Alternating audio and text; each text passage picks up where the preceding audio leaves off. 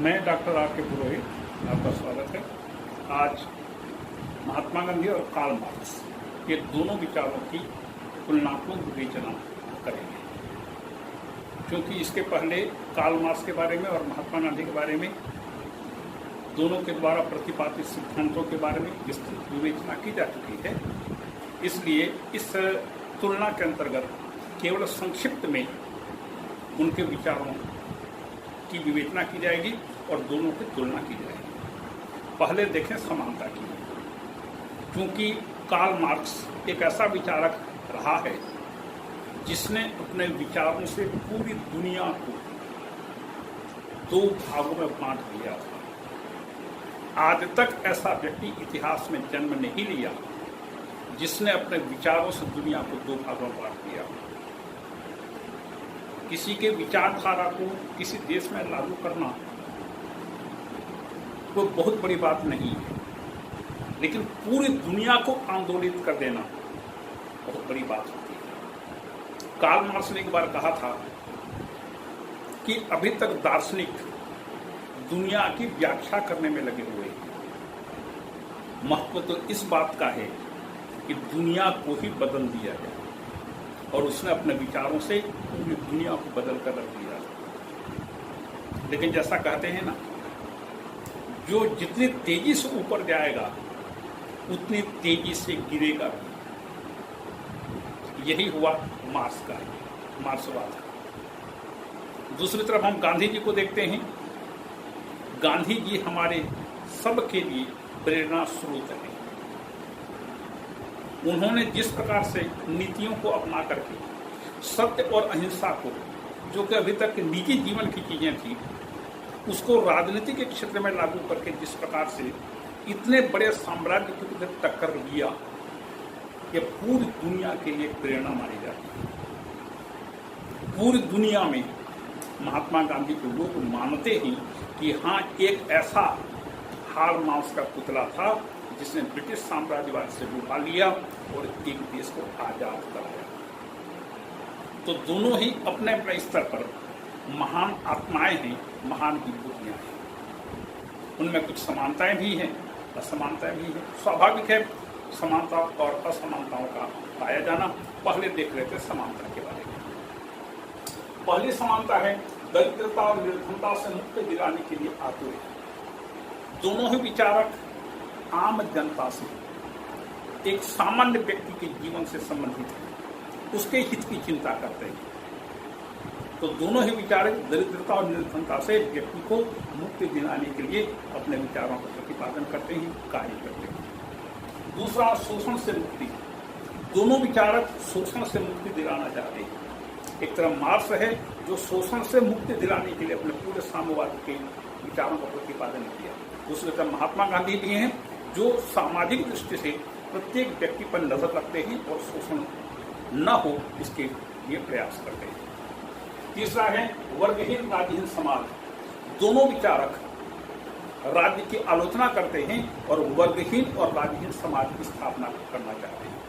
व्यक्ति और व्यक्ति के बीच आर्थिक आधार पर कोई वर्ग नहीं होना चाहिए। यदि व्यक्ति और व्यक्ति के बीच आर्थिक आधार पर वर्ग होगा, ऐसी स्थिति में समाज में असमानता उत्पन्न होगी और फिर असमानता के कारण उनमें शोषण बढ़ेगा।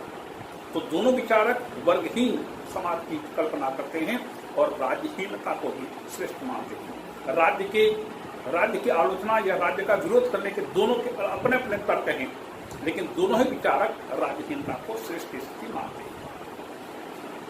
फिर श्रम की अनिवार्यता। इसके बारे में दोनों विचारक एक मत हैं कि प्रत्येक व्यक्ति को काम करना चाहिए। महात्मा गांधी ने जिस राम राज्य की कल्पना की, उस राम राज्य में प्रत्येक व्यक्ति को रोटी के योग्य श्रम करना पड़ेगा। मतलब कि रोटी वह एक दिन में जितना खाता है, वह जितना भोजन ग्रहण करता है, उसके लायक उसको शारीरिक श्रम करना अनिवार्य होगा। दूसरी तरफ मार्क्स कहता है कि हमारे राष्ट्र में, हमारे देश में कोई भी व्यक्ति बेकार बैठ करके ऐश नहीं करेगा। प्रत्येक व्यक्ति को काम करना पड़ेगा। यदि वह शारीरिक मानसिक दृष्टि से सक्षम है, उसको श्रम करना पड़ेगा। जैसे बड़े बड़े सेठ लोग अपना आश्रम में कुर्सी में बैठे रहते हैं, ऐसा कोई नहीं होगा। हर व्यक्ति को काम करना पड़ेगा। फिर राज्य का विरोध, दोनों ही राज्य का विरोध करते हैं। एक तरफ महात्मा गांधी का अपना तर्क है, दूसरी तरफ मार्क्स का अपना तर्क है। दोनों अपने अपने तर्कों से राज्य का विरोध करते हैं, लेकिन राज्य के विरोध के बारे में दोनों समान है, एक मत है। फिर है योग्यतानुसार कार्य और आवश्यकतानुसार वस्तुओं की प्राप्ति। यह मार्क्स के साम्यवाद का आदर्श है कि प्रत्येक व्यक्ति अपनी क्षमता और योग्यता के अनुसार काम करेगा, लेकिन वेतन उतना प्राप्त करेगा जितनी उसे आवश्यकता है। यही चीज महात्मा गांधी भी कहते हैं कि प्रत्येक व्यक्ति भूखा न रहे, कोई भी व्यक्ति भूखा न रहे, किसी भी व्यक्ति को आने वाले कल की चिंता न हो, वो आर्थिक स्वतंत्रता देने के पक्ष में। तो ये 6 प्रकार की समानताएं हैं दोनों विचारकों के बीच। एक चीज और, दोनों की हस्तलिपि बहुत ही खराब थी।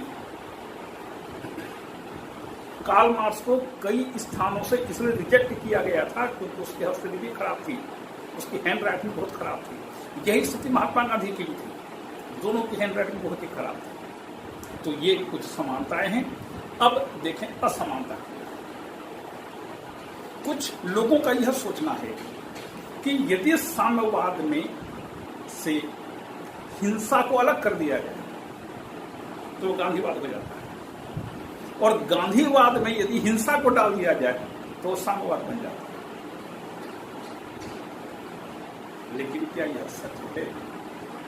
क्या मार्क्स और गांधी के विचारों में केवल हिंसा का ही अंतर है और कोई अंतर नहीं है? विनोबा भावे कहते हैं कि 2 व्यक्ति नाक, कान, आंख, ऊंचाई, रंग, आकार सभी दृष्टि से समान है, दोनों लेटे हुए। मतलब यदि आवश्यकता पड़े दोनों को एक दूसरे के स्थान पर बिठाया जा सकता है, इतनी समानता है। लेकिन एक की सांस चल रही है, दूसरे की सांस बंद है। तो एक के लिए भोजन की तैयारी हो रही है, दूसरे के लिए शव यात्रा की तैयारी हो रही है। यही सांस, यही आत्मा, यही प्राण तो असली अंतर है। जो चीज साम्यवाद का मूल आधार है, उसका सर्वथा अभाव महात्मा गांधी के विचारों में है। लेकिन इसके बावजूद भी और भी अनेक अंतर हैं। तो दोनों में अंतर अधिक है, समानताएं कम है। देखें कौन कौन से अंतर है। पहली बात, अद्वैतवादी भौतिकवादी। महात्मा गांधी अद्वैतवादी है, ईश्वर के अस्तित्व को स्वीकार करते हैं। उनका संपूर्ण विचार अध्यात्म पर आधारित है, धार्मिक तथ्यों पर आधारित है। जो चीज धार्मिक दृष्टि से गलत है वह राजनीतिक दृष्टि से भी गलत है, और जो चीज राजनीतिक दृष्टि से सही है वह चीज धार्मिक दृष्टि से भी सही होना चाहिए। उन्होंने, महात्मा गांधी ने राजनीति का अध्यात्मीकरण किया था, जबकि मार्क्स शुद्ध भौतिकवादी है। वह धर्म को अफीम के नशे की भांति मानता है, इसलिए उसका संपूर्ण विचार, संपूर्ण तथ्य भौतिकवाद पर आधारित है। इस सृष्टि के पीछे मूल तत्व जो है वह भौतिक है, ये मार्क्स का कहना है। जबकि महात्मा गांधी का विचार है बिना ईश्वर के हम एक पल भी जीवित नहीं रह सकते। दूसरा, साध और साधन की पवित्रता, और मार्क्स साध की पवित्रता। महात्मा गांधी कहते हैं कि यदि साध्य पवित्र है तो साधन को भी पवित्र होना चाहिए। जैसे हमें परीक्षा उत्तीर्ण करनी है तो हम ईमानदारी से मेहनत करके परीक्षा पास होवें, न कि नकल मार करके या अन्य किसी प्रकार के साधनों का सहारा लेकर के हम अच्छे अंक प्राप्त करें। नहीं, ऐसा नहीं होना चाहिए। साध और साधन दोनों पवित्र होना चाहिए, लेकिन मार्क्स के लिए केवल साध्य पवित्र होना चाहिए। साधन आप किसी प्रकार का सहारा कर सकते, उपयोग में ला सकते हैं। तो महात्मा गांधी साध और साधन दोनों की पवित्रता पर बल देते हैं। मार्क्स के लिए केवल साध्य पवित्र होना चाहिए। मतलब श्रमिकों की सत्ता स्थापित करने के लिए श्रमिक जो भी काम करें सब। फिर है अहिंसा, हिंसा। महात्मा गांधी के विचारों का पूर्ण आधार, एकमात्र आधार अहिंसा है, सत्य है। लेकिन मार्क्सवाद स्वयं हिंसा पर टिका हुआ है।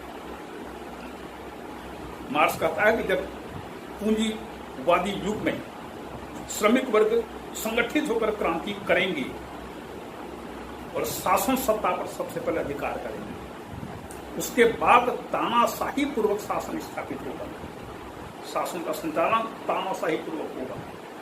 जितनी क्रूरता हो सकती है श्रमिक वर्गों के द्वारा उच्च वर्ग को समाप्त करने के लिए, साम्यवादी क्रांति को असफल बनाने के लिए, साम्यवादी क्रांति को सफल बनाने के लिए जितनी क्रूरता हो सकती है जो विरोधी हैं उनके प्रति, उनके विरुद्ध, वो सब जायज है, उचित है। तो सर्वहारा अधिनायकत्व के समय में प्रजातांत्रिक व्यवस्था नहीं रहती, निर्मम और क्रूर व्यवस्था, तानाशाही क्रूर व्यवस्था स्थापित की जाती है ताकि साम्यवादी क्रांति के विरोधियों का समूल विनाश किया जा सके। तो मार्क्स का मूल मंत्र हिंसा है, क्योंकि वह द्वंद्ववाद को स्वीकार करता है। द्वंद्व का मतलब ही संघर्ष होता है, जबकि महात्मा गांधी अहिंसा को बिल्कुल स्वीकार करते हैं, हिंसा को पास तक फटकने नहीं देते हैं। आपने चौरी चौरा कांड में देखा होगा कि चौरी चौरा की एक कांड की घटना घटी और उन्होंने, जबकि स्वतंत्रता बिल्कुल हमारे नजदीक थी, उस स्वतंत्रता को उन्होंने रिजेक्ट कर दिया और चौरी चौरा कांड के कारण उन्होंने असहयोग आंदोलन को स्थगित कर दिया। तो हिंसा को किसी भी पूर्व स्वीकार नहीं करते।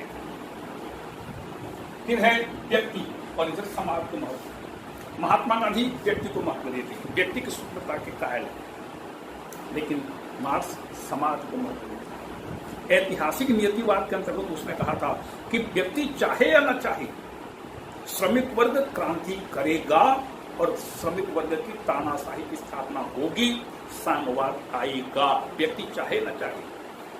तो मार्क्स के लिए व्यक्ति का कोई महत्व नहीं, वह समाज को महत्व देता है। लेकिन गांधी जी, महात्मा गांधी जी व्यक्ति को महत्व देते हैं। और फिर लघु और कुटीर उद्योग को प्राथमिकता देते हैं, क्योंकि लघु और कुटीर उद्योग से वस्तुओं का जो उत्पादन होता है वह व्यक्ति की मेहनत का परिणाम होता है। हर हाथ को काम मिलता है, बेरोजगारी नहीं बढ़ती, पूंजी का केंद्रीकरण नहीं होता, प्रदूषण नहीं फैलता। अभी हम पूरे देश में, पूरी दुनिया में प्रदूषण से किस प्रकार का हलाकान है। प्रदूषण के कारण कितने प्रकार की बीमारियां उत्पन्न हो रही हैं, फैल रही हैं।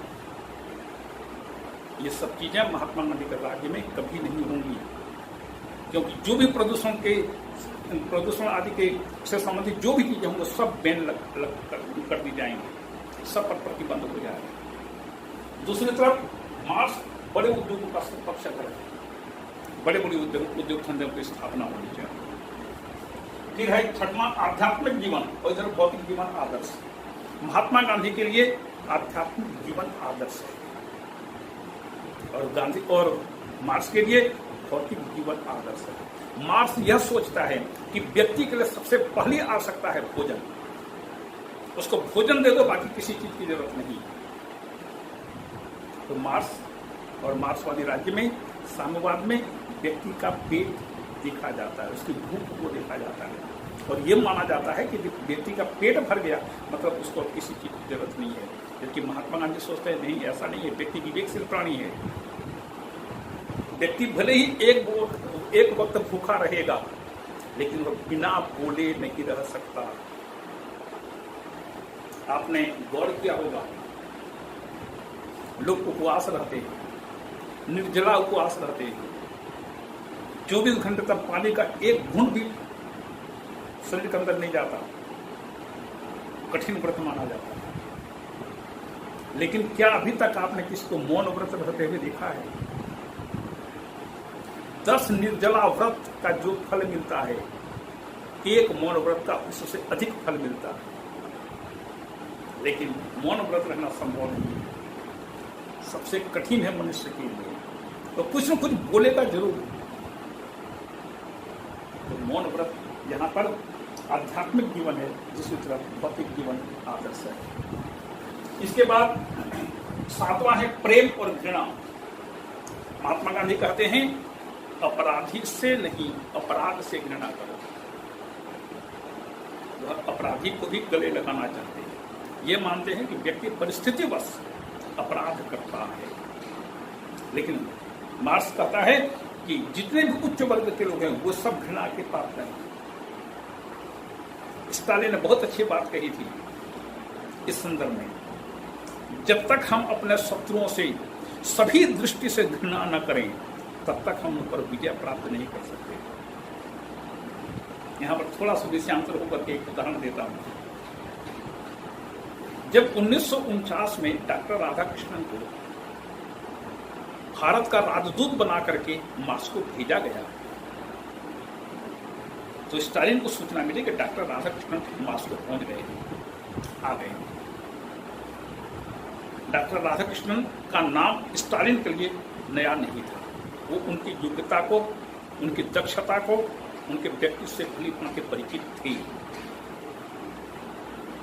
तो जो स्टालिन पिछले 1924 में जब से वह सत्ता पर आया था, 1924 से लेकर के 1949 तक किसी बाहरी व्यक्ति से नहीं मिला था, वह स्वयं भारतीय दूतावास में डॉक्टर राधाकृष्णन से मिलने गया। अभी तक किसी भी राजदूत से वो नहीं मिला था, किसी भी राजदूत से कोई बात नहीं किया था, मतलब मिला था ना कोई बात किया था। लेकिन स्टालिन स्वयं होकर के डॉक्टर राधाकृष्णन से मिलने भारतीय दूतावास में पहुंचा। उस समय डॉक्टर राधाकृष्णन जैसे दूतावास में स्टालिन पहुंचा, सब हड़बड़ा गए। दूतावास के सब कर्मचारी अधिकारी हड़बड़ा गए। अचानक उन्होंने देख लिया। उस समय डॉक्टर राधाकृष्णन अपने कमरे में बैठ करके पढ़ रहे थे पुस्तक। स्टालिन उनके सामने जाकर बिल्कुल खड़ा हो गया। डॉक्टर राधाकृष्णन को भी ये सोच में नहीं था कि स्टालिन से इस प्रकार से मुलाकात हो जाएगी, स्टालिन स्वयं आ जाएंगे। डॉक्टर राधाकृष्णन उठे, दोनों ने हाथ मिलाया। उसके बाद डॉक्टर राधाकृष्णन ने स्टालिन के कंधे पर ऐसे पीठ तरफ हाथ रखते हुए पूछा, स्टालिन कैसे हो, हाउ आर यू। इस एक वाक्य ने स्टालिन को रुला दिया। क्यों? क्योंकि आज तक जब से वह सत्ता में आया था तब से लेकर के आज तक 1949 तक किसी भी व्यक्ति ने उसको ये नहीं कहा था स्टालिन कैसे हो, कुशल पूर्वक हो, सब मंगल तो है, सब ठीक ठाक है।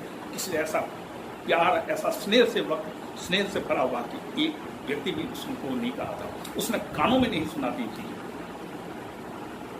स्टालिन वो बड़ा था। 5 मिनट की मुलाकात तय करके गया था स्टालिन। 2 घंटे तक दोनों के बीच बातें हुई।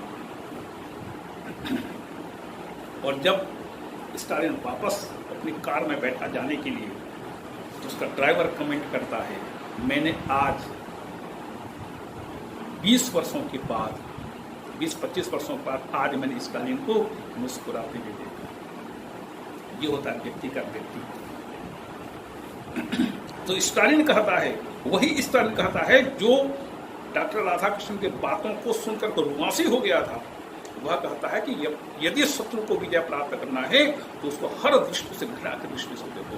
जब तक घृणा नहीं करोगे अपने शत्रु को कभी भी विजय प्राप्त नहीं करोगे। ये घृणा को मूल महत्व देता है। फिर है राष्ट्रीयकरण। महात्मा गांधी किसी भी उद्योग धंधे का राष्ट्रीयकरण करने के पक्ष में नहीं थे,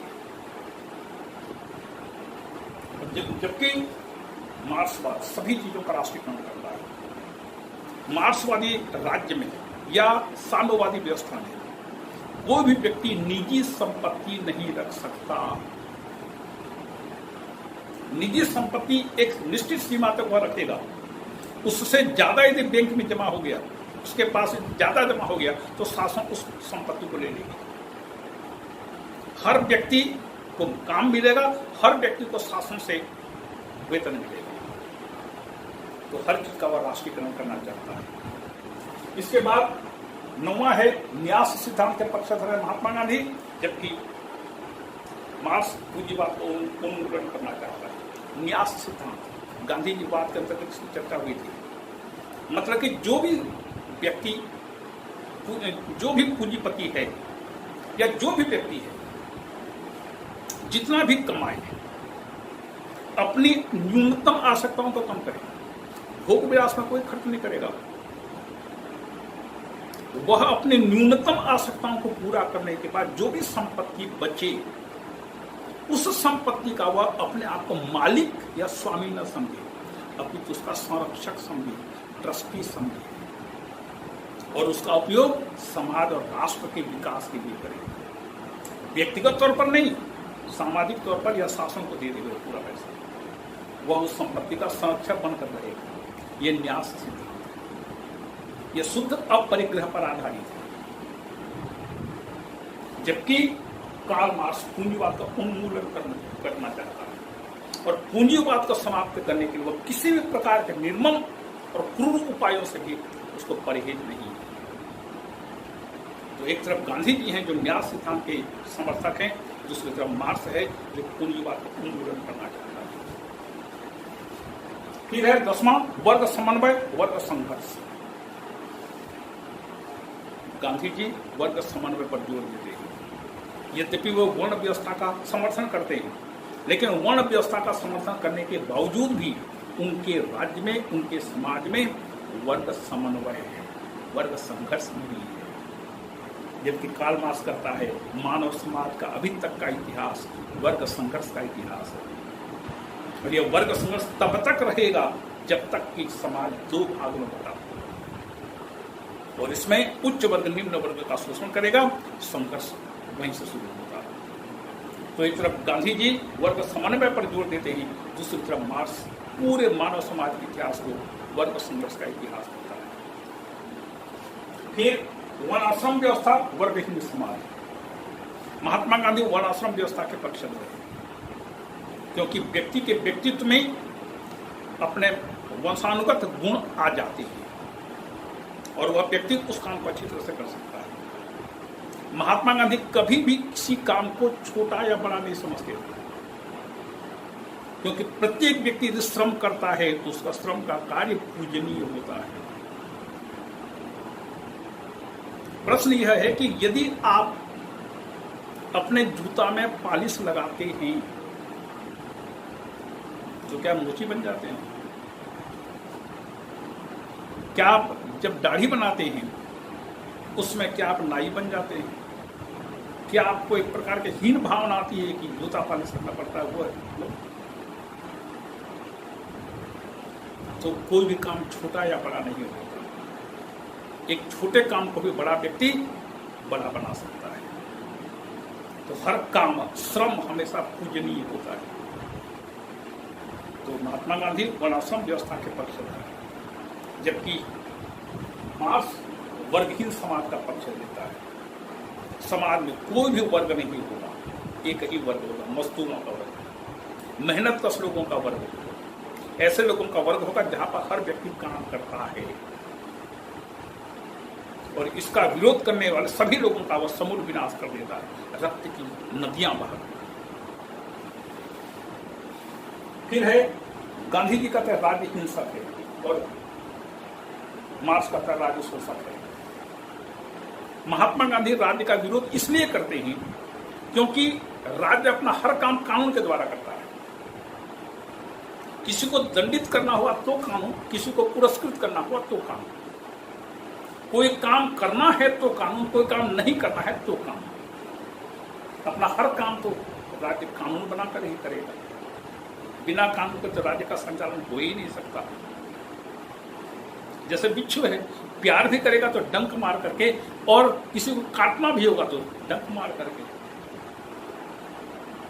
तो महात्मा गांधी राज्य का विरोध इसलिए करते हैं क्योंकि राज्य हिंसा पर आधारित होता है, और स्वाभाविक है बिना शक्ति के राज्य का संचालन संभव नहीं है, क्योंकि सब कोई गांधी जी नहीं होते, वहां पर मार्क्स के भी अनुयायी हो सकते हैं। तो ऐसे लोगों के विरुद्ध शक्ति का प्रयोग करना आवश्यक है, नहीं तो राज्य नहीं बचेगा। तो एक तरफ राज्य हिंसा पर आधारित है, इसलिए विरोध करते हैं, और दूसरी चीज राज्य में रहते हुए व्यक्ति अपनी नैतिकता का विकास नहीं कर सकता, क्योंकि नैतिकता का विकास स्वतंत्रता के वातावरण में हो सकता है, और राज्य के कानून व्यक्ति को हर काम करने के लिए बाध्य करते हैं। इसलिए राज्य का विरोध करते हैं। दूसरी तरफ कार्ल मार्क्स कहता है राज्य शोषण करने वाली संस्था है। क्यों? राज्य में उच्च और निम्न वर्ग के दो लोग होते हैं, दो वर्ग के लोग होते हैं। उच्च वर्ग निम्न वर्ग का शोषण करता है, राज्य चुपचाप बैठ कर देखते रहता है। राज्य शोषण का समर्थन करता है, विरोध नहीं करता। और जब पूंजीपति राज्य में पूरा अपना अधिकार करके समाज के निम्न वर्ग का शोषण करते हैं और राज्य कुछ नहीं कर सकता, ऐसी स्थिति में चाहे पूंजीपति शोषण करें या कहें राज्य शोषण करना है, करता है, गलत नहीं होगा। तो राज्य शोषण करने वाली एक संस्था है, क्योंकि उसके संरक्षण में रहते हुए पूंजीपति वर्ग समाज के निम्न वर्गों का शोषण करता है। फिर महात्मा गांधी लोकतंत्र के समर्थक हैं, जबकि कार्ल मार्क्स तानाशाही व्यवस्था को प्रश्रय देता है। महात्मा गांधी लोकतांत्रिक व्यवस्था की ग्रामीण स्वराज्य, ग्राम पंचायत, उसके ऊपर जनपद पंचायत, फिर जिला पंचायत, फिर राज्य सरकार, फिर केंद्र सरकार, इस प्रकार से क्रमिक रूप में उनकी पूरी व्यवस्था चलती है। पूरा शक्ति का आधार होगा ग्रामीण क्षेत्र, ग्रामीण जनता, आम जनता शक्ति का मूल आधार बनेगी और ऐसे में ही लोकतांत्रिक व्यवस्था सफल हो सकती है, ग्रामीण लोकतंत्र। जबकि मार्क्स तानाशाही व्यवस्था को प्रश्रय देता है। उसके तानाशाही व्यवस्था, ऐसी तानाशाही, और देखिए दुनिया में जहां कहीं भी साम्यवादी व्यवस्था थी और आज है, वहां पर घोर तानाशाही है, थोड़ा मोड़ा नहीं, घोर तानाशाही है। उत्तर कोरिया को देख लीजिए, अभी चीन को देख लीजिए, यहां पर एक व्यक्ति सर्वे सर्वा होता है और हर व्यक्ति उसके आदेशों का पालन करने के लिए बाध्य होता है। उसके विरुद्ध किसी ने भी मुंह खोला, करने के लिए बात बहुत दूर की चीज है, जिसने भी मुंह खोला उसका मुंह हमेशा के लिए बंद हो गया। तो साम्यवादी व्यवस्था का आधार तानाशाही है, निरंकुशता है। और 14वां है राज्य का कार्यक्षेत्र कम करना चाहते हैं महात्मा गांधी, जबकि मार्क्सवाद राज्य को पूर्ण अधिकार देना चाहता है। राज्य का कार्यक्षेत्र कम करते हुए व्यक्ति को ज्यादा स्वतंत्रता देने के पक्ष में है महात्मा गांधी, क्योंकि राज्य का कार्यक्षेत्र कम होगा तो व्यक्ति को अपनी इच्छानुसार काम करने का मौका मिलेगा, अधिकार मिलेगा। जबकि मार्क्सवाद में राज्य सर्वे सर्वा होता है, समाज सर्वे सर्वा होता है और समाज का व्यक्ति के संपूर्ण जीवन पर पूर्ण अधिकार होता है। फिर महात्मा गांधी को व्यक्तिवादी दार्शनिक माना जाता है, जबकि मार्क्स को सर्वाधिकारवादी माना जाता है। गांधी जी व्यक्तिवादी दार्शनिक थे, व्यक्ति की स्वतंत्रता को, व्यक्ति के स्वतंत्र अस्तित्व को महत्व देते हैं, जबकि साम्यवादी व्यवस्था को सर्वाधिकारवाद का समानार्थी माना जाता है, पर्यायवाची माना जाता है, क्योंकि साम्यवादी व्यवस्था बिना तानाशाही के चल नहीं सकती। आप थोड़ी सी ढील दे दीजिए साम्यवादी व्यवस्था में, लोगों को विचार अभिव्यक्ति की स्वतंत्रता दे दीजिए, 24 घंटे में साम्यवादी व्यवस्था खत्म। सोवियत संघ का पतन कैसे हुआ? बस यही एक अधिकार के कारण। गोर्बाचेव ने उदारीकरण और आधुनिक और पुनर्निर्माण और आधुनिकीकरण दो नीतियां अपनाई। ग्लासनोस्त और पेरेस्ट्रोइका का पूरा सोवियत संघ भरभरा करके खत्म हो गया। तो साम्यवादी व्यवस्था जब तक तानाशाही नहीं होगी, जब तक सर्वाधिकारवादी व्यवस्था नहीं होगी, चल नहीं सकती। आप चीन में देख लीजिएगा, एकमात्र शी जिनपिंग, एकमात्र वही सर्वे सर्वा हैं और उन्हीं के आदेशों का पालन पूरे चीन के लोग करते हैं। कोई भी विरोध करने की हिम्मत नहीं कर सकता। जिसने विरोध किया वो कल नहीं देखा। फिर है महात्मा गांधी सहयोग पर जोर देते हैं, जबकि कार्ल मार्क्स का मूल आधार संघर्ष है। महात्मा गांधी सहयोग पर बल देते हैं, सबके साथ सहयोग करना चाहिए, यहाँ तक अपने दुश्मन को भी किसी प्रकार से उलझन में नहीं डालना चाहिए, उसके विरुद्ध कोई नारा नहीं होना चाहिए, कोई गाली गलौज नहीं होना चाहिए, उसके विरुद्ध कोई भी बाध्यकारी काम नहीं होना चाहिए, सहयोग। दूसरी तरफ मार्क्स का मूल आधार बंद है संघर्ष, और अंतिम है विकेंद्रीकरण, केंद्रीकरण। महात्मा गांधी राजनीतिक और आर्थिक शक्तियों का विकेंद्रीकरण करना चाहते हैं। राजनीतिक विकेंद्रीकरण इसलिए करना चाहते हैं ताकि तानाशाही न आए, और आर्थिक विकेंद्रीकरण इसलिए चाहते हैं ताकि पूंजी का केंद्रीकरण न हो, पूंजी एक कुछ लोगों के हाथ में ना आ सके।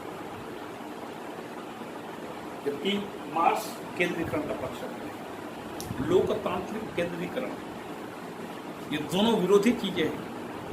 और सर्वहारा वर्ग की तानाशाही, या इन देशों में जहां पर कि अभी साम्यवाद है और पहले था, यहां पर लोकतांत्रिक केंद्रीकरण को स्वीकार किया गया था, जबकि दोनों चीजें एक दूसरे के विरोधी हैं।